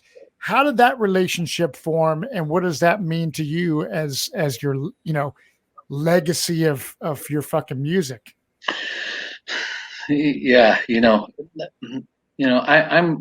I'm speaking to two other legendary guys right here, right now, and I don't say that lightly. I mean that with all of my heart. To be talking to you guys about Jim Morrison, Robby Krieger, John Densmore, Ray Manzarek, that's a big deal to me. I wanted one thing actually I wanted two things for this past Christmas. I wanted Morrison Hotel, the 50-year anniversary box set, and I wanted the Morris Hotel jean jacket, and I wanted them to be official, and I got them both. Nice. And I just literally unwrapped the Morrison vinyl about 3 weeks ago, and I listened to it in its entirety, and absolutely blown away by it. I'm a huge fan of the Doors. Arthur went through a Doors kick with me. Him and I were heavy Doors fans, and I love the Doors. We were going through a heavy Doors kick, and where that's all we kind of listened to for a long time. And working with somebody like Robby Krieger by way of the path of my former producer, Harper Hug, he kind of set it all up. I'm not going to candy coat anything, but when I was in Robby Krieger's studio, he was, and Robby Krieger was playing the song that I wrote when I was 18 years old. He kind of looked at Harper. Robby looked at Harper and goes, "Who's that guy?" And he was pointing at me. He goes, "Well, this is the guy who wrote the song." And Robby came up to me and he goes, "What are the lyrics about?" And I was like, "Fuck!" I'm like, Robby Krieger's asking. I forgot him and Jim. Him and Jim were like, I mean, they're lyricists, they're poets, and Robby is as well. And when he asked me, I never had anybody come up really the way that he did. And that was his first words to me was, "What's it about?" And I was like, fuck, I got kind of caught off guard. And I'm like, well, it's a tragic love story. It's all it is. Boy meets girl, girl meets boy, and it implodes. That's pretty much what I said to him. But what a hallmark, Yeah, that's amazing. In my career, speaking with Robby and smoking a joint with Robby, playing golf with him. So what were you like starstruck? Like, kind of talk me through 100%. that, like you being a fan. Like, so when I first met you, John, right? Like, I was like, oh my God, I'm interviewing the singer from Kyuss. And then immediately you and I just started talking and became friends. Meeting someone for you like him, was it like, holy fuck, like I'm like writing a song with the dude from the fucking Doors? Yeah, I was starstruck. I had to pretty much polish off a half a pint of vodka before I even walked in the studio, just to calm my nerves. just to calm my nerves. There's a little liquor store across the street from Horse Latitudes, which is a studio in Glendale. So I walked across the street and I got myself a little slap and tickle, as Arthur and I would say, and just a little nip, just a half pint, just to calm my nerves. Mm-hmm. And it calmed my nerves. I walked in, everything was cool. I was like, all right, hey Robby, how you doing? What's going on? Blah blah blah. And he's actually a very, very cool guy. I mean, normal as us three sitting down and talking the way that we are right now. That's amazing. And exactly like this. I mean, we started talking about, he has a golf simulator in his studio. He's got a 30,000 square foot studio in Glendale. Beautiful studio. State of the art. Spared no expense. So he's a big golfer. And so he had Harper build him this golf simulator. So he's like, you want to play 9 holes at Pebble Beach? I'm like, sure, man. Let's play 9 holes at Pebble Beach. Yeah. So we go into his studio. He shuts the door. He sparks one up, pulls out his guitar, and he starts playing Spanish Caravan. Anybody who knows Spanish Caravan from the Doors, it's a beautiful guitar song. Gorgeous. But it's just him and I in one room. And he starts playing this thing for me. And for me only, with the joint in his mouth. He stops playing, passes me the joint. I'm like, what the fuck? Yeah, dude, that's fucking mind blowing. It was completely mind blowing. So we had this conversation, and the conversation gets on wives, and then it goes to animals and what we do. And she's like, how come Wendy's no? So we get on the subject of Wendy's, like, how come Wendy's not here? It's like, well, she's helping running the clinic that I help run. He's like, well, hop on the phone. We'll get her on the phone. I'm like, didn't think anything of it. And we're playing 9 holes at Pebble Beach, getting stoned, still smoking joints, just hanging. So he's like, a couple holes later, he's like, I thought I told you to get Wendy on the phone. I'm like, fuck, Robby, I didn't know you were serious. Hold on, let me fucking get her. So beep, beep, boop, boop, boop. So I'm like, say, hey, babe. Someone wants to talk to you. So I hand her the phone, and Robby goes, hey, Robby. He goes, hey, Wendy, it's Robby. So they have this 15-minute conversation in regards to animals. Right. Winds up saying, well, how come you're not here? How come you're not with your husband? How come you're not here with us playing, 9 holes at Pebble Beach? So goes, unfortunately, I've got to run the clinic. I've got to be here. I've got to work. You boys have your fun and smoke your stuff. Nice. So he hangs up. Wendy, you're amazing. So Robby hands the phone back over to me, and Wendy goes, you son of a bitch. Forewarned me that I'm about to talk to a literally is a living legend. Dude, come on. When I use that word legend, I don't use it lightly. Right. Dude. Living legend. Absolutely. She goes, you son of a bitch, don't ever do She was mad. She had no idea. Anyway, That's the best. what a cool guy. That's amazing, man. Just down to earth. Down to He's a famous Because there's rock so many star. that are not. That's Yeah. the sad thing. And we've met a lot of them. And they're like, oh man, I love your shit. You're an asshole. God, So sucks. John, there's a Facebook group called Kyuss World, right? That's grown substantially. A friend of mine, Nathan, kind of runs this. I know you've met Nathan. Earlier today, I posted in Kyuss World saying Arthur and I are recording a podcast with John Garcia. Do you have any questions you guys want to ask? We might pick some and ask him. Cheers. And I just clicked on here, and there's like, fuck, I'm scrolling through a lot. 8,000. So I want to ask. So I want to see if you can answer a couple of these. So Steve Hayden said, "What happened to Vista Chino? Was it basically over once Nick left the band?" So yeah. So I'll skip the follow-up questions to that, but. What happened? What's up with Vista Chino? Is it done? VC was a great run. Brent and I had a good run. What can I say about it? What a project. Harper was involved with that. Trevor, whatever was involved with that. Nikki, Scott Reeder was involved with that for a short period of time.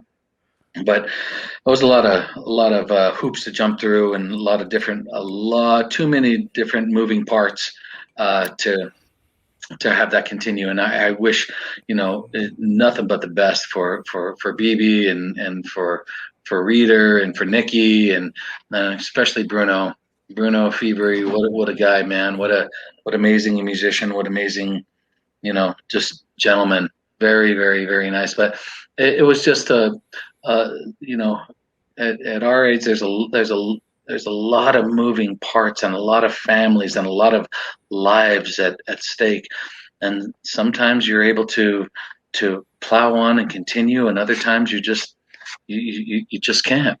And that's just what happened with that. And again, there was no any hardcore pipe hitting internal drama to that. And Arthur knows. I went out and toured with you guys, man. We had a blast, man. Arthur knows a lot about that, and it was awesome doing hanging out with my bro that I love to death and playing music. I mean, I was helping on the production side of it, and dude, it was another facet of we get to go around the world and hang out. And it was cool. Be appreciative and be lucky about doing it. But what a project, and proud of that one.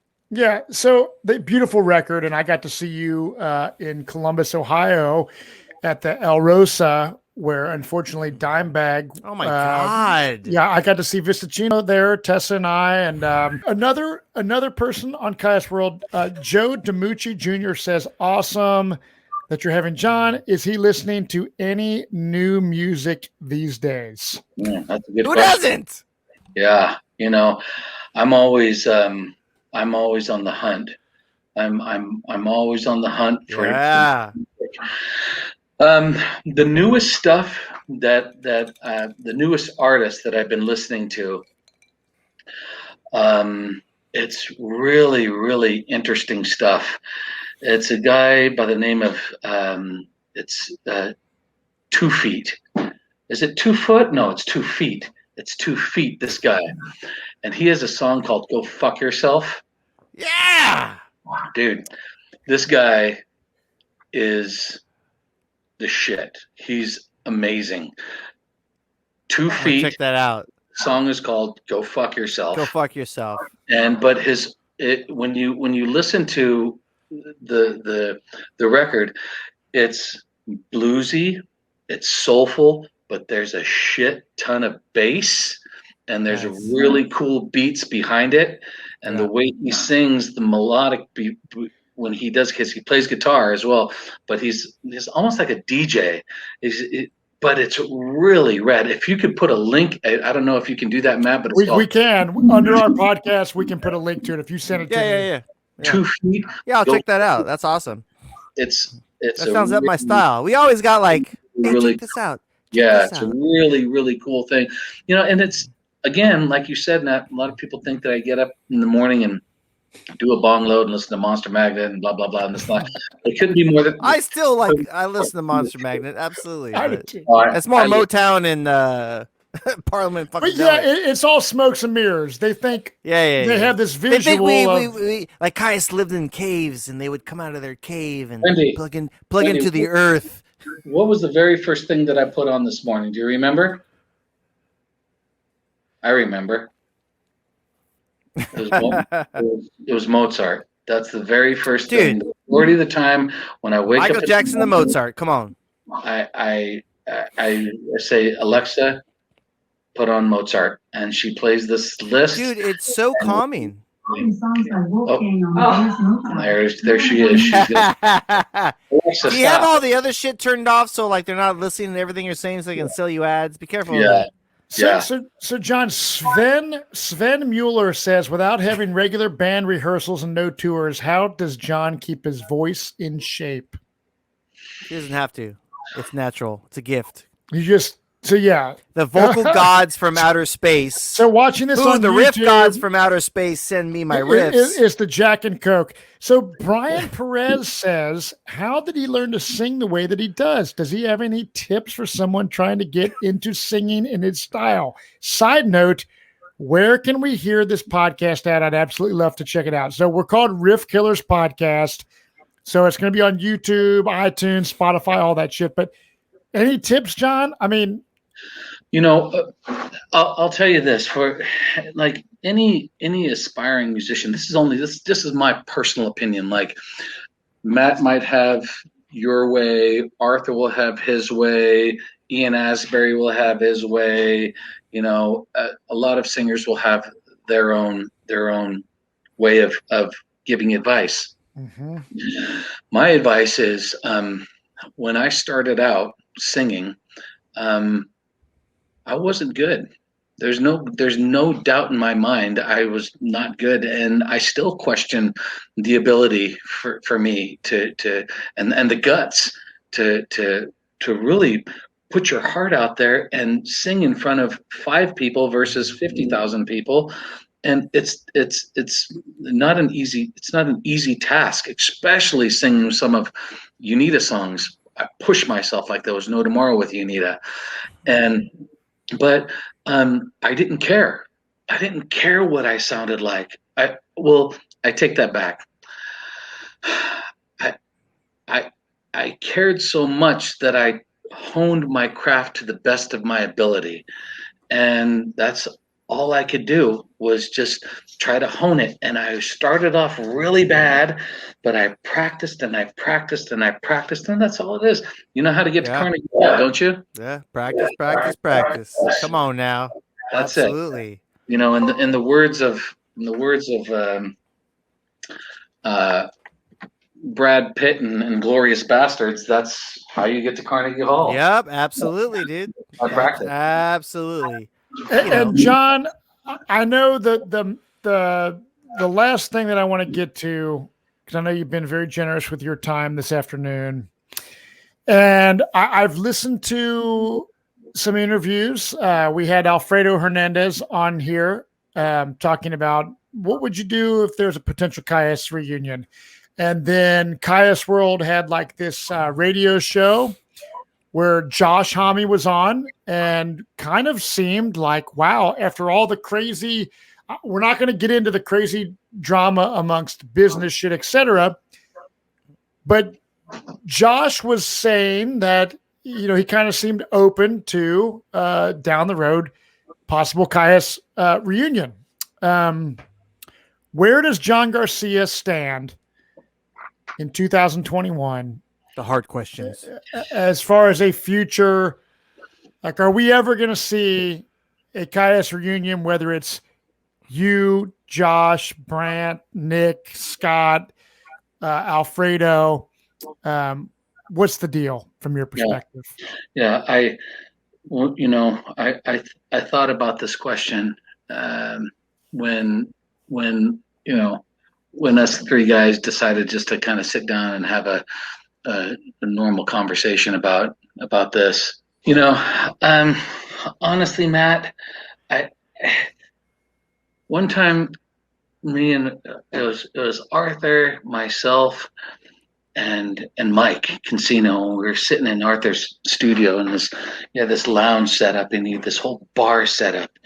And if you ever go into Arthur's place and you walk into the first door on the left, there's the bathroom, and then the second door on the left, there's his kind of living room / kitchen / bar area, and it's rad. It's set up really cool. So we were sitting down, and we were having our Jack and Cokes and just talking like we do. And I told Arthur, I said, I ain't never playing in that band ever again. I was, I don't know, probably 26, 27, somewhere around there. And then later on,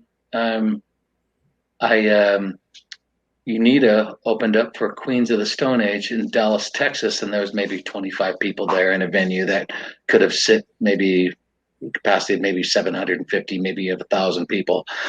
And I went up on stage after Unita played, and we played some Kyuss songs, and I realized, I was like, I remember telling Arthur and Mike I'd never get up and play with those guys again. But then I went up and I did. Is this on YouTube, John, where you can see like you're playing like Thumb and something else? That was at the Wiltern. Okay. But this is like the South by Southwest Texas tour. Yes. Okay. Back Cool. like when we were the first Unita records came out, the first Queens of the Stone Age came out. So we played with early them. on. We played with them at the Men's Ruin showcase for South by Southwest, but then we had a couple other shows, or I think it was one of the show where it was Unita. Yeah. It was Archie Bunker, Unita, and Queens of the Stone Age, and Right. I forget what other Texas town, and it was fucking rad. Yeah. Like it was a lot of rad. It was a cool moment in touring in a van or in an RV. I think we were in a van, dude. Cargo van set up with some pads and shit. Super ghetto. It was awesome. Honestly, regardless of what Hami says, I honestly don't think it's going to happen. If it happens, it's got to come from Hami. I honestly don't think it will. I think it was. I haven't heard the interview, nor am I interested in hearing the interview. But I honestly don't think it's going to happen. And I say that, I say it and like it doesn't make a difference to me at all. I'm very content. I'm very happy with where I'm at in my life right now. And it just seems like a too big of endeavor. And I think that there's a lot of feelings and a lot of emotion involved in something like that. And a lot of healing that continues, that needs to continue to have happen. But, I don't lose sleep over it at all. I really don't. And I say this all the time. I think there are really, really more important things that I think about besides trying to relive that part of my life or some of those songs. Although I do it when I go on tour, I'll revisit some of these songs that I helped create.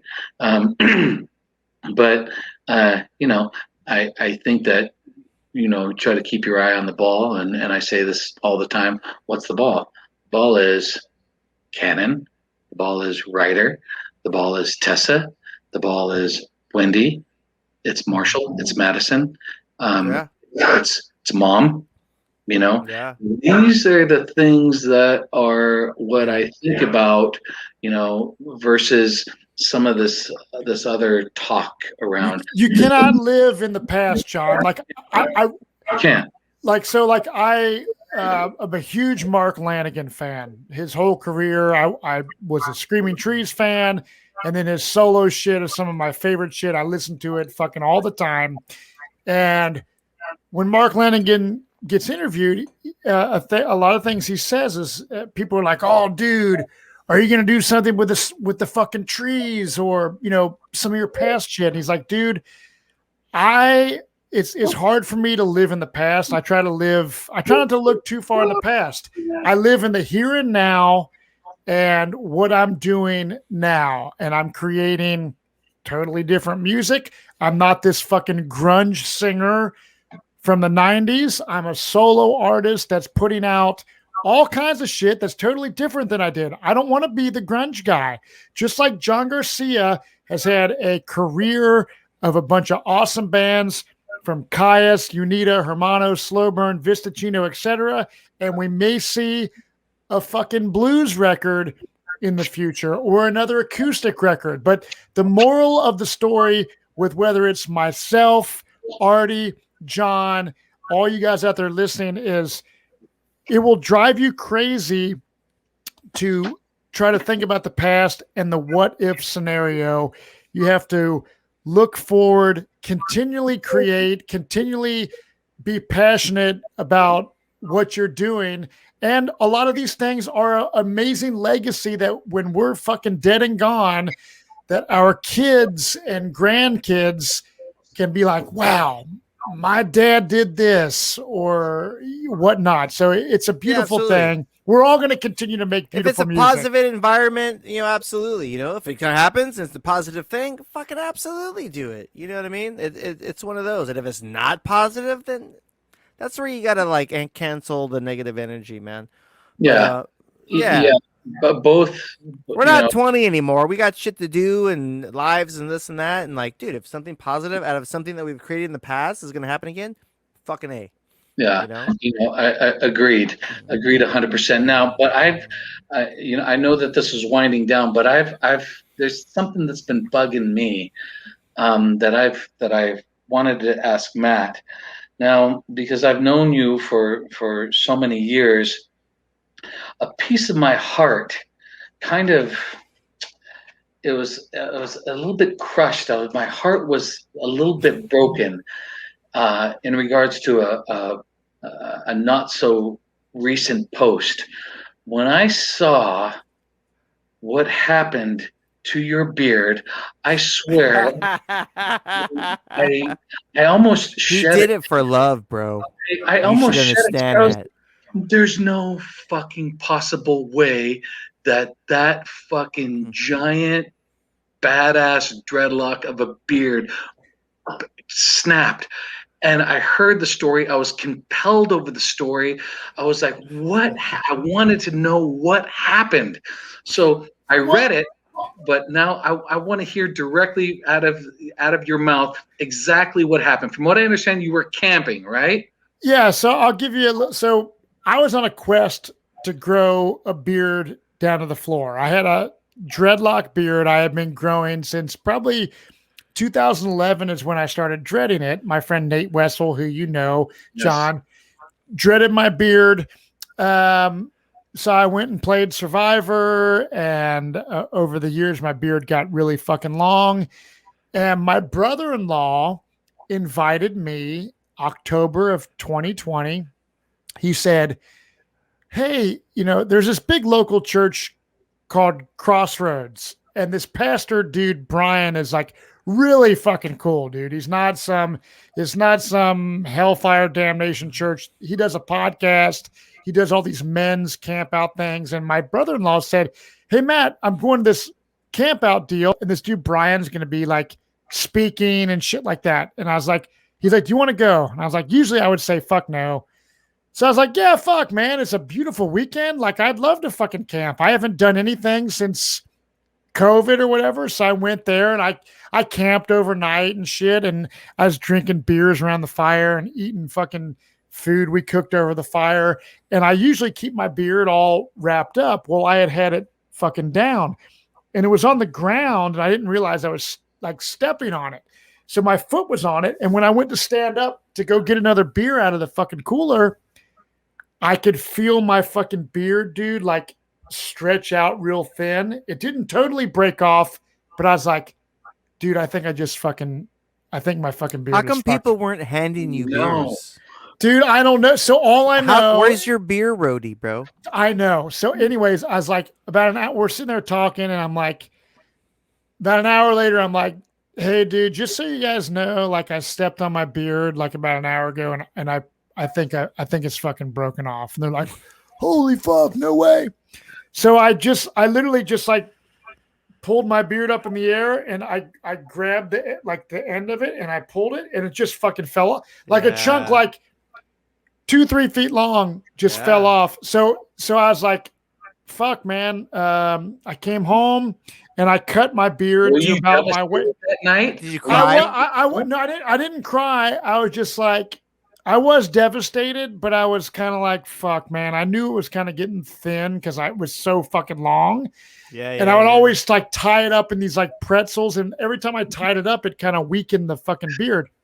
So I left it like waist length for a couple months. And Tessa is always supportive of everything that I fucking do. However, she's always like, Matt, I'm really not a fan of the dread.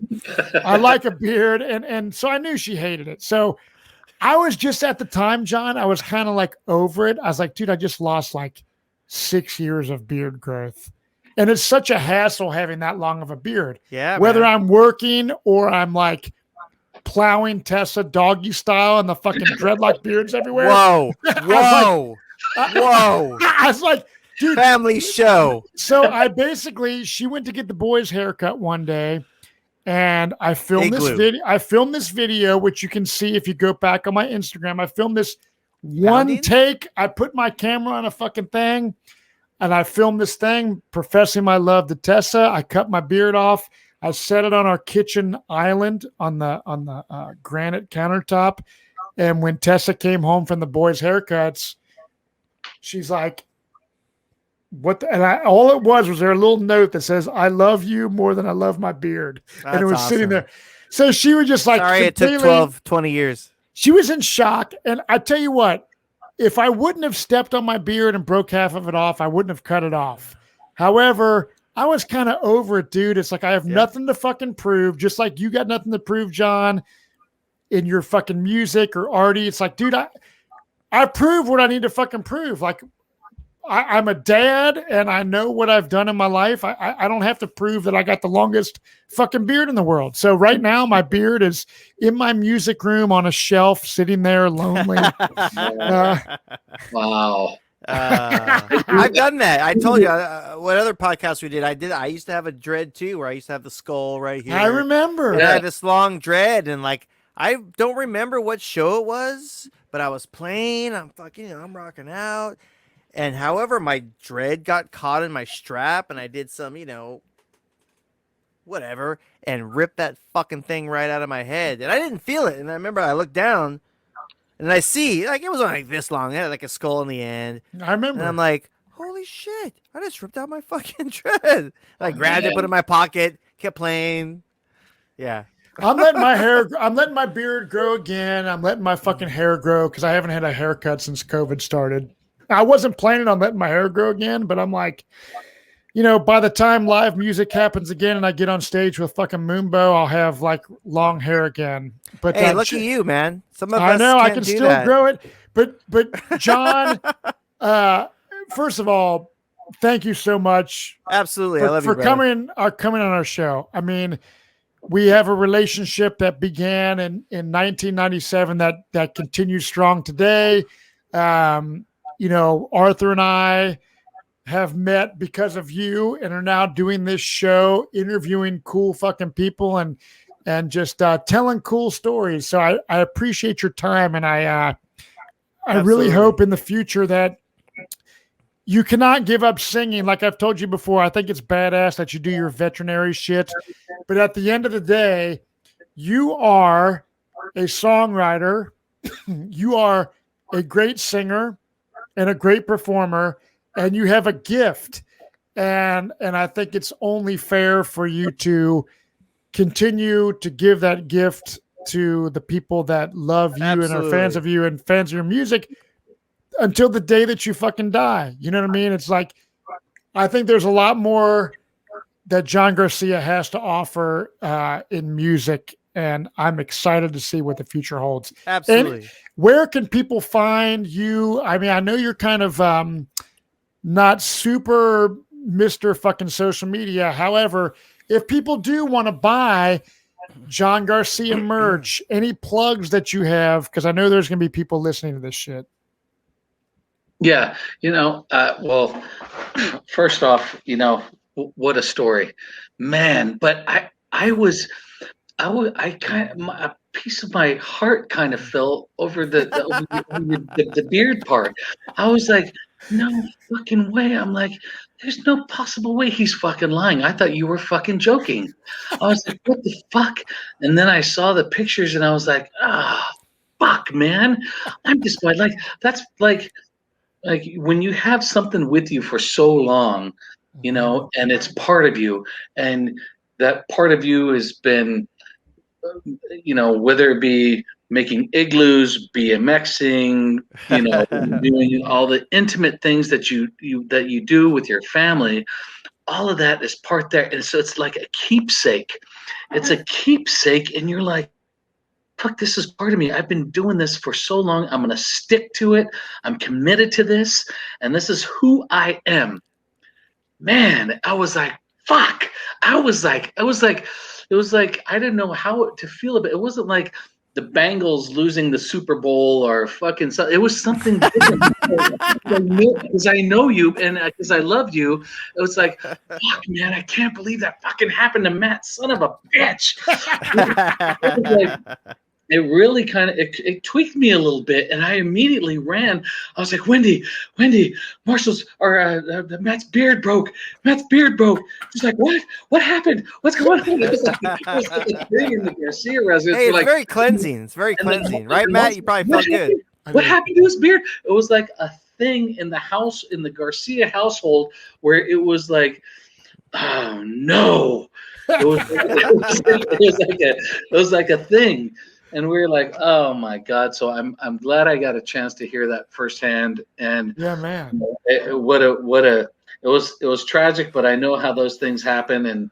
And this type of storytelling, this type of stuff is something that I don't usually normally let people into, as far as like three guys talking. Like the last time that I saw you, Matt,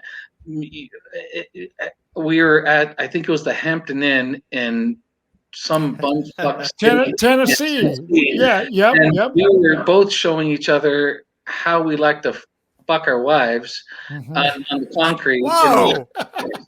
Oh yeah, John and I, after he played this show, and then like I drive in my Prius back to this hotel, and I'm like, I'm driving.